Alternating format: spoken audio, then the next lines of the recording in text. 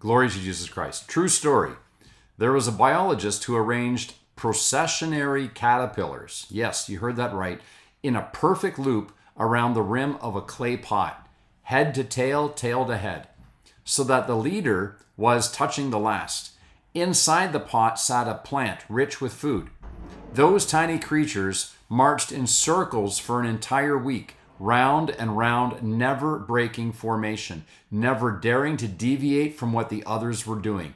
Not one turned aside to the abundant food, just mere inches away. Eventually, every last one of those caterpillars died of exhaustion and starvation. There's a strange set of talking points circulating across the media. I'm speaking about Christian social media and secular media, and it reminds me of this story of these caterpillars, and I want to tie it in towards the end of this video. Just bear with me. The first one, deals with Dietrich Bonhoeffer. Tucker Carlson's talking about this. The second one deals with the state of Israel, and the third one deals with same-sex marriage. The first one about Dietrich Bonhoeffer, the theory going around is that Bonhoeffer somehow had to maneuver around Christianity to justify resisting Hitler. The second thing floating out there is that to criticize the state of Israel is to be anti-Semitic. And the third one is, this is a combined one of Archbishop Gomez of Los Angeles, an Opus Dei formed prelate, just brought an openly homosexual couple to meet the Pope in the Vatican, and also the story of the famous Good Morning America host who was received into the church with his same-sex married husband as a sponsor, and this is being presented as proof that the church has surrendered. Anyhow, all three of these claims are erroneous in some way, and worse though, they're being used by influencers to dilute and distort the message of Christianity for their political and ideological ends. And so I hope in my imperfect way to do my best to try and set the record straight with clarity and brevity so that the name of Christ and the name of his bride, the church, is not muddied and brought down in the eyes of those who are seeking the truth in an age of confusion. So point one with regard to Dietrich Bonhoeffer and Tucker Carlson. This is the lie that is going around, that Dietrich Bonhoeffer had to twist Christianity in order to join a plot to assassinate Hitler. No, that's not true. If Tucker Carlson had read even a little bit of the life of Dietrich Bonhoeffer, he would never have said what he said. Dietrich Bonhoeffer was a serious theologian who acted out of Christian conviction, and he did not step outside of the faith. He entered more deeply into the tragic moral responsibility of resisting evil when all available choices are imperfect. And this is the reality of Christian conscience in our world. Sometimes every good door is closed, and it seems as though the only thing available to you are grades of bad, less bad, or lesser. And that's what Dietrich Bonhoeffer had available to him. And the idea that Christianity forbids resisting tyrants is catastrophically ignorant. Long before Tucker Carlson, long before Dietrich Bonhoeffer, there was someone called St. Thomas Aquinas, and he explicitly allowed that when a man is a true tyrant, as Hitler was, and no higher authority exists, one who removes him may actually be praised if it restores justice and the common good. Aquinas doesn't glamorize violence. He sets strict limits, but he does not preach political pacifism in the face of monstrous injustice. Tucker Carlson is ignorant on that point. Scripture even gives us the example of Judith, a devout woman who beheaded the enemy general Holofernes to save her people. And in Scripture, she's honored. She's not condemned. So when someone tells you, like Tucker Carlson has, that Bonhoeffer had to, abandon Christianity or, step outside of Christianity temporarily in order to fix the Hitler problem, what they really mean is this: I've never studied Christianity. That's what they're saying. I'm an ignoramus and I don't know what I'm talking about. So point 2 is opposing the political state of Israel as anti-Semitic. Now let's get a few things straight here. Hatred of the Jewish people is a grave sin. And it's very sad to see this on the right, that now, you never saw this like 3 years ago, like you're seeing it now, people coming out swinging against Jews. This is a grave sin. But to criticize the state of Israel, that's open game. Modern Israel is a secular parliamentary state founded in 1948, just as the Vatican is a state founded in the 20th century, 1929, I think, or something like that. As Catholics, we distinguish between the teaching of Christ's bride, the church, and the filth that goes on in the Vatican.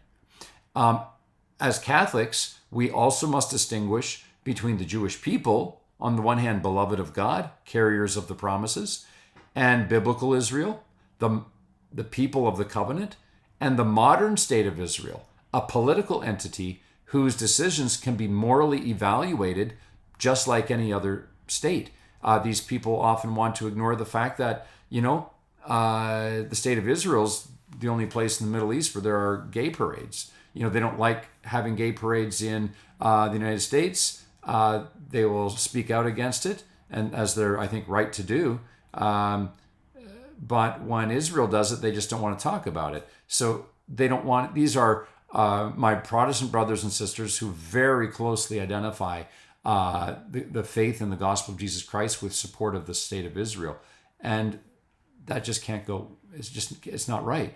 The church fathers understood the church as the fulfillment of Israel, and you have to understand that biblical Israel is a type fulfilled in the church. The church is the true Israel. Christ gave his 12 apostles as the foundation stones of the renewed people of God. There used to be the 12 tribes of Israel, and now Jesus gives us the 12 apostles. This is the fulfillment of Israel.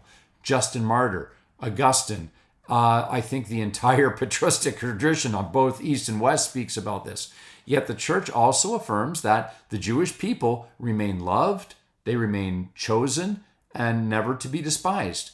Therefore, critiquing policies of a secular state, it's not anti-Semitism, but despising the Jewish people, that is absolutely anti-Semitism. The far right likes simple slogans, and the church offers theological clarity instead. We have a problem right now, though, where the far left and the far right are head in to anti-Semitism, but then we have the Protestant numerous high-profile politicians who are unconditional supporters of the state of Israel, and that also isn't fair. There's room for criticism there. Third point is Archbishop Gomez. He recently brought a gay civilly married couple to a papal audience in the Vatican, giving the optics that the church is comfortable with these newfangled unions. We see a prominent church also, a Catholic church in New York City, in the Archdiocese of New York recently, did something, receiving the host of Good Morning America with his same-sex partner into the church. And we know about this on social media because good Bishop Joseph Strickland brought it to the attention of the USCCB. And in both these cases, however, the optic was that the church was warm, friendly, and not at all put off by the full knowledge of these intrinsically disordered relationships.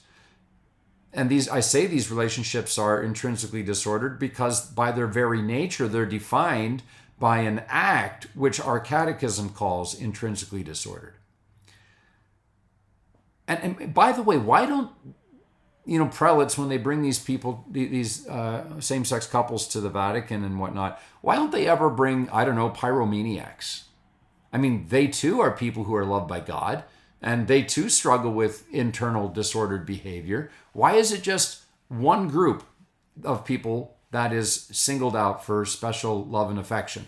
I think we need to have a pilgrimage of pyromaniacs to St. Peter's Basilica, and they can bring their pyromaniac flag into St. Peter's Basilica. Just be careful to keep the lighters away. But in any case, this whole thing is scandalous. Sadly, we've seen such things in the church before.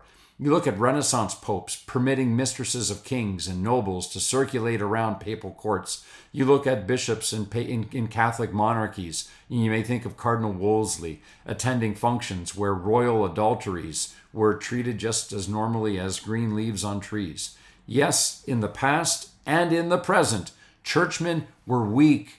They were compromised. They were cowardly. So yes, today's optics are confusing. And yes, they are harmful. But welcome to church history.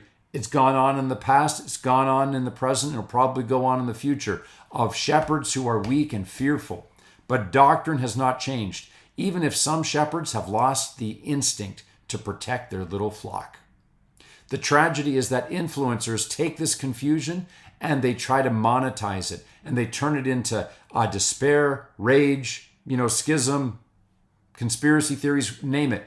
They weaponize scandal to build followings and not to call souls to holiness. And we can't follow them. And we can't let them claim, that they speak for Christianity. The only answer, my friends, is for you and for me to become saints, to pray scripture daily, to receive communion weekly, to go to confession monthly, to do good always.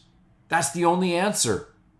In Nazi Germany, the German Christian movement fused Christianity with Nazism, giving Hitler religious cover.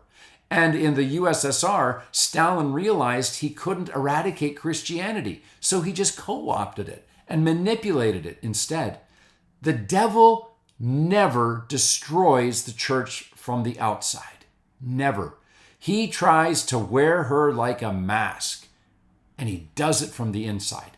And today we are seeing attempts from the far right, from the far left, and every manipulative political machine to use the church for their own agendas, to turn her into some kind of 5-cent mascot, to baptize their ideologies, whether it's Zionism or anti-Semitism, or whether it's Tucker Carlson mind fogism, to baptize all of these ideologies into holy water, to make it more palpable and righteous to the masses.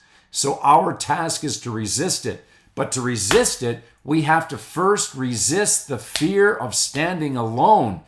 And the story of these processional caterpillars at the beginning of this video, it's a parable of human behavior. Most people would rather die, like those caterpillars, they would rather die than break from the rhythm of the crowd.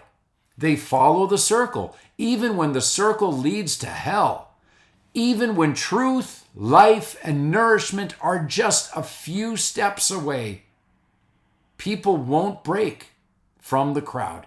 But Christ, he doesn't call you to be processional caterpillars. He's calling you to be pillars of fire. He calls you to break from the line, to step off the rim, to stand apart from the synchronized patterns of the right and of the left, of your daily habits, the synchronized patterns of a culture that's starving spiritually. He's calling you to come away with him in prayer, to be persons of courage. He calls you to speak the truth wherever it lands, with no loyalty to the political left and no loyalty to the political right, and to have no fear of what the herd will say or where your feet will land. Men of God, you must not be afraid to step off the rim of the clay pot. And the only question I think we have is, will you follow the crowd to exhaustion and starvation? Or will you follow Christ to truth, even if you have to walk alone? If you walk alone with him, you will never walk in circles and you will never starve.